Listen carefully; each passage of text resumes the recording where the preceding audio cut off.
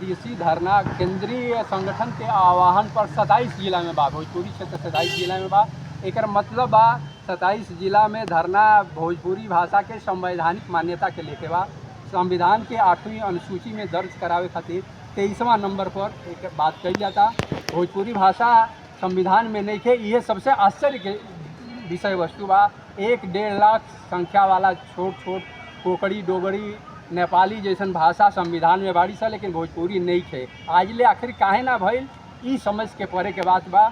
एकरा के लेके हमन के कहब जा कि जे हमन के प्रतिनिधित्व करता लोकसभा विधानसभा में, वो लोग जिम्मेदार बा। निश्चित रूप से सिनेमा के कलाकार और मीडिया के कलाकार और तमाम लोग देखिए ये भोजपुरी भाषा के नाम पर करोड़ों अरबों रुपया कमाता, वो लोग भी एक खातिर जिम्मेदार बा।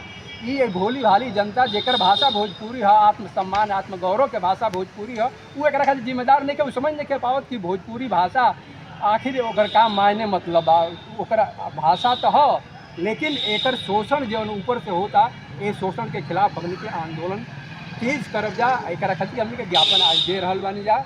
आंदोलन के रूपरेखा आज बनी और फिर आगे आंदोलन जारी हुई। अगर एक मान्यता ना मिली तो निश्चित रूप से हमनी के आभार व्यक्त करब या राष्ट्रपति महोदया के कि एक खातिर कि वहाँ के पहल करी।